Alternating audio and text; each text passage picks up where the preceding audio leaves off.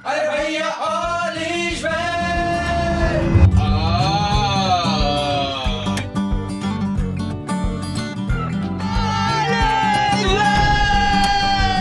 देखते को क्या चलती है।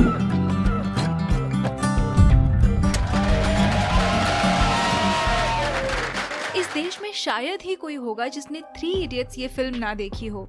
आज हम इसी ऑल टाइम ब्लॉकबस्टर मूवी के बिहाइंड द सीन्स और शूटिंग लोकेशंस के बारे में जानने वाले हैं। साथ ही हम डिस्कस करेंगे ऐसे फैक्ट्स जो आपने पहले कभी नहीं सुने होंगे। ए, कॉलेज कैंपस बीटीएस। इस मूवी का बेस्ट पार्ट है इन तीनों दोस्तों की कॉलेज लाइफ, और फिल्म के इस पार्ट को एग्जीक्यूट करने के लिए मेकर्स को एक ऐसे कॉलेज की तलाश थी जिसका कैंपस, बिल्डिंग्स, क्लासरूम और हॉस्टल रूम्स बहुत ही खूबसूरत हो। और ऐसे कॉलेज की तलाश में मेकर्स ने पूरे देश में करीब 400 कॉलेज कैंपस देखे थे।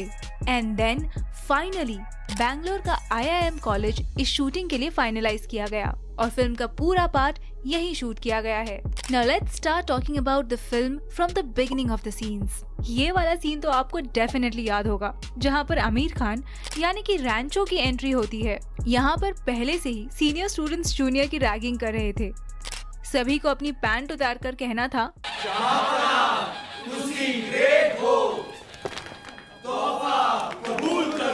यही शूटिंग का पहला दिन था और इसे गर्ल्स हॉस्टल में शूट किया गया था और इसी वजह से सभी एक्टर्स काफी नर्वस थे।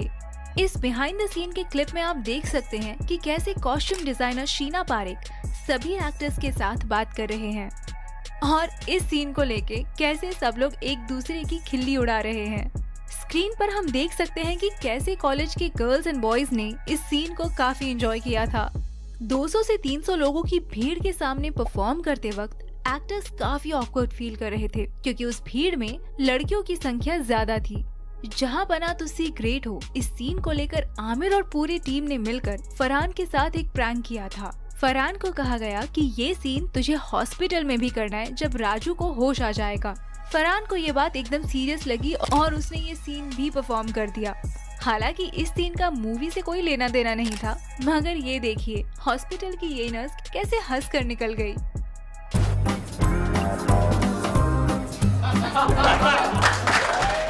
सीन 2।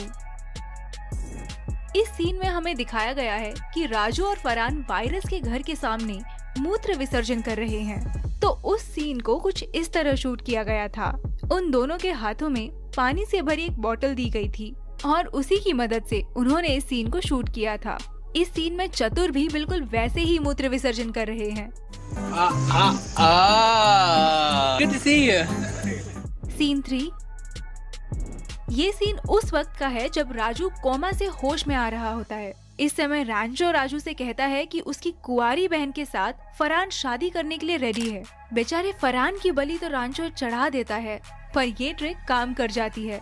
इस बात को सुनकर राजू की हार्ट बीट ECG मशीन पर बढ़ते हुए दिखाई देती है। इस रीडिंग को बढ़ाने के लिए मेकर्स ने क्या किया था ये जानकर आपको भी हंसी आ जाएगी। तो एक नॉर्मल आदमी को ECG मशीन से कनेक्ट किया गया था और फिर पूरी टीम और डायरेक्टर ने उसे तेज दौड़ाने के लिए कहा था।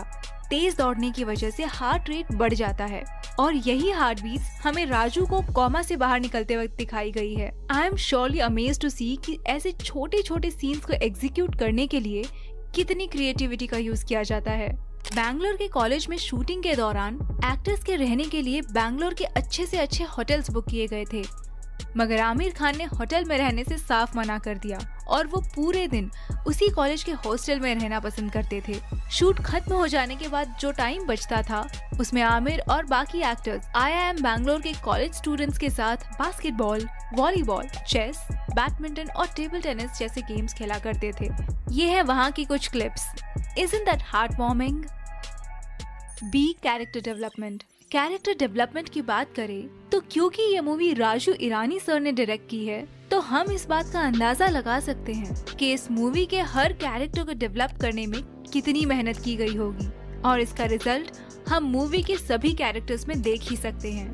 मगर ये 3 कैरेक्टर्स ऐसे हैं जिन्हें काफी क्रिएटिवली डेवलप किया गया है। ऐसा इसलिए क्योंकि ये तीनों कैरेक्टर्स उन एक्टर्स के एक्चुअल स्वभाव से काफी अलग थे।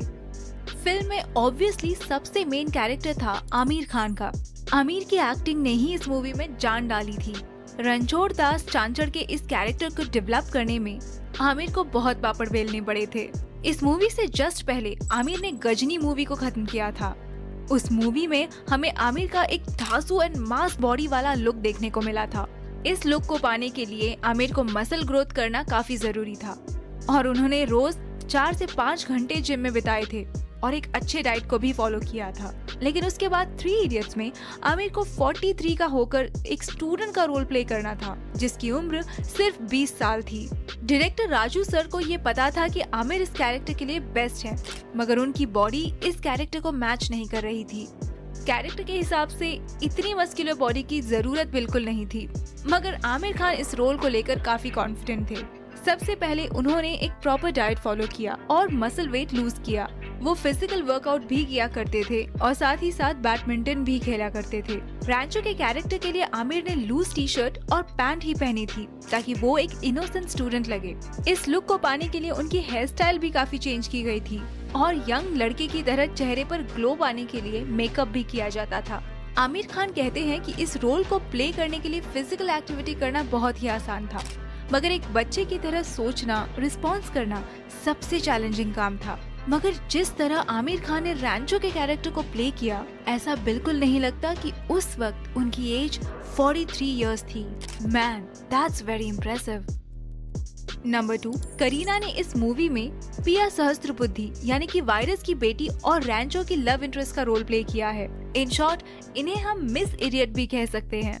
इस कैरेक्टर के लिए करीना का एक बहुत ही सिंपल लुक चाहिए था, लेकिन साथ ही उतना ही क्यूट और ग्लैमरस भी। इस लुक के लिए करीना के काफी सारे ड्रेस रिहर्सल्स हुए थे। To achieve the cute look, उन्होंने काफी सारे चश्मे ट्राई किए थे।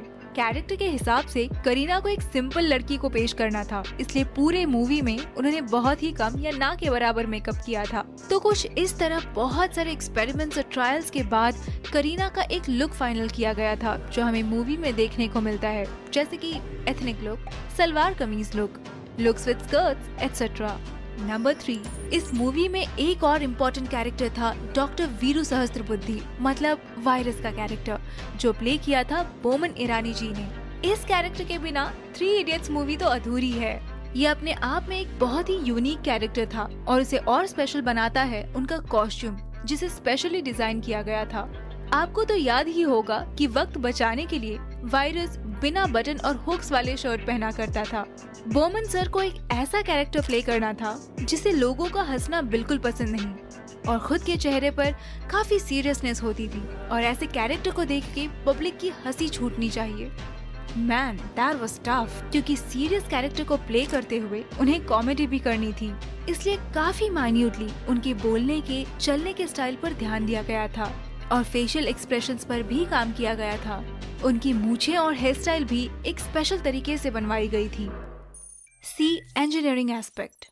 इंजीनियरिंग में सिखाई हुई थ्योरी को प्रैक्टिकली रियल लाइफ में कैसे अप्लाई किया जाए, इस पर रैंचो का हमेशा से ही जोर था और इसलिए थ्रू आउट द मूवी वो कुछ न कुछ इनोवेटिव बनाते हुए हमें दिखाया गया है, जैसे कि क्वाडकॉप्टर, स्कूटर मिल और sheep shearer. You will be surprised to know कि ये सभी इनोवेशंस रियल लाइफ से इंस्पायर्ड है और ये सारे इन्वेंशंस हमारे और आपके जैसे ऑर्डिनरी लोगों ने ही बनाए थे। स्क्रीन पर जिन्हें आप देख रहे हैं, ये शेख जहांगीर शेख उस्मान हैं। एक दिन इनके घर की बिजली चली गई थी, तब उनके दिमाग में आया कि बिना बिजली के आटा कैसे पीसा जाए। तब जाकर उन्होंने एक पुल्ले और बेल्ट के सहारे वो स्कूटर वाली मिल बनाई थी।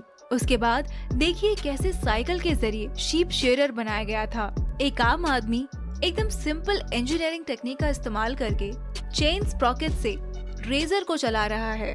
इससे उसका काम भी एकदम आसानी से हो रहा है। ये मशीन भी हमें मूवी के एक लास्ट सीन में देखने को मिलती है। क्वाडकॉप्टर की आइडिया थी राहुल सिंह की। इस क्वाडकॉप्टर को डिजाइन करने के बाद मूवी की टीम राजू सर के साथ ट्रायल लेते हुए स्क्रीन पर दिखाई दे रही है। इस इक्विपमेंट को स्पेशली डिजाइन किया गया था और इस सीन को ऑडियंस की तरफ से भरपूर प्यार मिला था। ये कहना गलत नहीं होगा कि 3 इडियट्स ही एक ऐसी मूवी है जिसके 0 हेटर्स है और हर कोई इसे बार बार देखकर एंजॉय करता है। End of course it is one of those films जिसने करंट एजुकेशन सिस्टम पर डिबेट शुरू कर दिया। इस मूवी ने बच्चों का पैशन फॉलो करना थोड़ा आसान कर दिया, because this movie acted as a reference to the parents to convince them for the passion. अगर 2024 में ये मूवी रिलीज हुई होती तो मेरे ख्याल से ये 3000 करोड़ रुपयों का आंकड़ा वर्ल्ड वाइड क्रॉस जरूर कर जाती, क्योंकि 2009 में इसका वर्ल्ड वाइड क्रॉस कलेक्शन था 460 करोड़ रुपयों का. So in this video, we try to cover all the behind the scenes of this movie. Hope ये आपको पसंद आई होगी. इस वीडियो को आखिर तक देखने के लिए आपका तहे दिल से शुक्रिया.